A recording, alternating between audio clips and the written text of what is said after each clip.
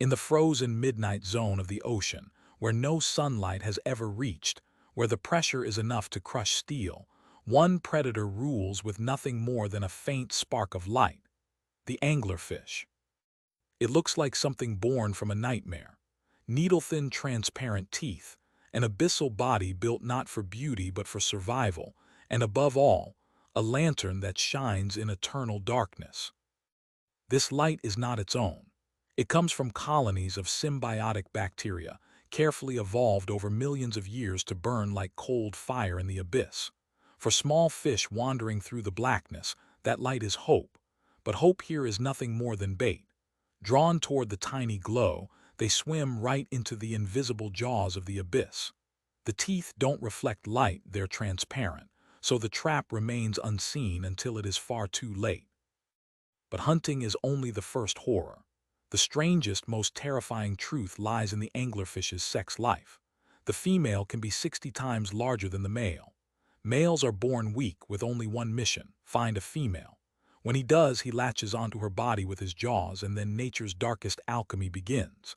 His flesh dissolves, his blood vessels merge with hers, and eventually he is nothing but a set of gonads, a parasite turned organ, living only to provide sperm. Love in the abyss is not romance.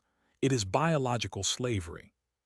Scientists have documented females with as many as 6 males fused into their flesh, a living harem, not by choice but by necessity. Imagine a human relationship where one partner literally ceases to exist as an individual. The anglerfish does not imagine it. She lives it. At depths of more than a kilometer, this is survival. There is no other way. The pressure here is so immense that bones would shatter and lungs would collapse. So the anglerfish simply abandoned them. Its body is soft, gelatinous, designed to bend and yield instead of break. Unlike other fish, it has no swim bladder, the organ most fish use to rise and sink. In the abyss, such a bladder would explode. Instead, the anglerfish hovers like a ghost, suspended between darkness and crushing pressure. Some species inflate their bodies, mimicking larger predators to scare rivals, but most remain still, patient, letting the lure do the work. A cold flame in the dark. Rarely has humanity seen these creatures alive. Most knowledge comes from ROVs, remotely operated vehicles that descend where human lungs cannot. For divers, the chance of meeting one face-to-face is almost zero. They belong to a world that rejects us. Here, a question surfaces: who truly rules Earth? We walk on continents, build cities, conquer the air.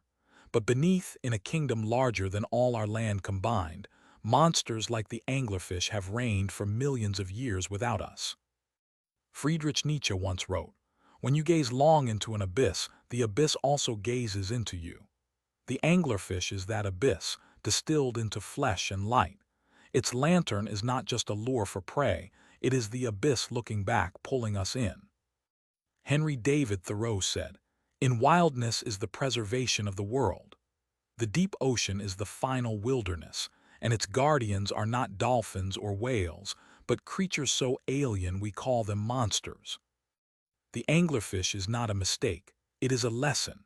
In a world without light, evolution created a lantern. In a world without partners, males became permanent shadows of females.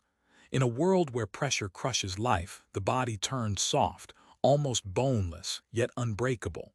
Horror and miracle coexist in one body. Ernest Hemingway wrote, "The world breaks everyone, and afterward many are strong at the broken places." The anglerfish is that truth embodied. Crushed by the deep, stripped of beauty, it still thrives, patient and deadly.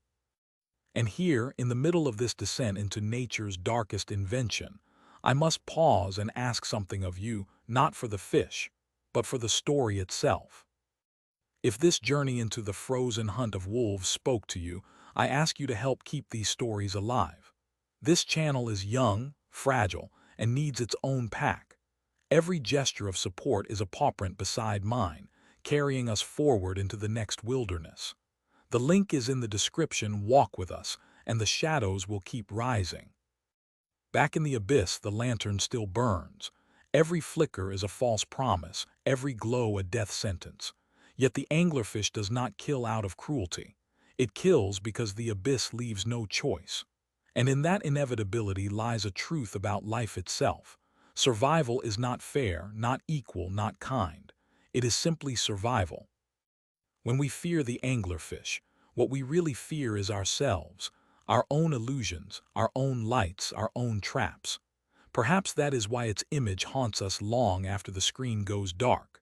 Because in its alien form, we recognize the reflection of our own struggle against the dark.